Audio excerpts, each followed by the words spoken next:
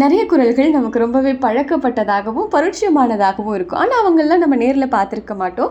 தினசரி அந்த குரலை கடந்து தான் நம்ம போய்க்கிட்டே இருப்போம். அந்த மாதிரி எடுத்துக்காட்டாக சொல்லணும் அப்படின்னா, ரயில் நிலையங்களில் ஒலிக்கிற ஒலியாகட்டும், பண பரிவர்த்தனை செய்வோம் இல்லையா, பேடிஎம், ஜிபே அந்த மாதிரி பணம் செலுத்தும் போது வர குரலாகட்டும், நம்ம தொலைபேசியில் வரோம் இல்லையா, நம்ம ஃபோன் பண்ணி ஒருத்தங்க அட்டன் பண்ணலன்னா அப்போ வர குரலாகட்டும், அதெல்லாம் நமக்கு ரொம்பவே அது தினசரி கடந்து போய்க்கிட்டே இருப்போம். அந்த குரல்கள்லாம் நல்லாவும் இருக்கும் இல்லையா.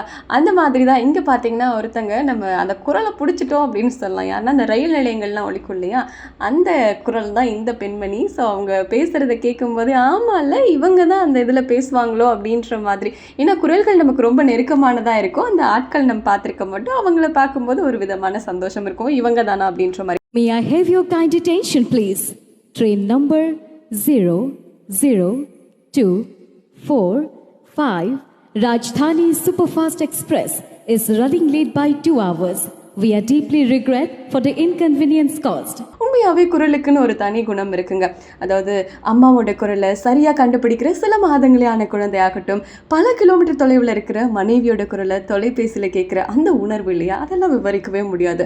இன்னும் சொல்லணும் அப்படின்னா இளையராஜா அவர்களுடைய, எஸ்பிபி அவர்களுடைய பாடல்களில் வர குரல்லாம் வந்துட்டு நம்மளை ரொம்ப இதமாக்கும். குரலுக்குன்னு உண்மையாகவே ஒரு பெரிய பவர் இருக்குங்க.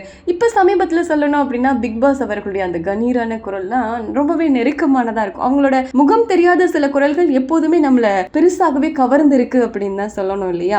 அப்படிதான் இந்த குரலுமே. நம்ம ரயில் நிலையங்கள்லையுமே எவ்வளோ நேரம் காத்திருந்தாலுமே நிமிடத்திற்கு ஒரு தடவை கேட்குற இந்த குரல் இருக்கு இல்லையா, நம்மளை சளிப்படைய செஞ்சதே இல்லை. அது கேட்டுக்கிட்டே இருக்கலாம் போலதான் இருக்கும். சில குரல்கள்லாம் வரம் வாங்கி வந்தவை. அப்படிதாங்க இவங்களோட குரலும் சொல்லணும்.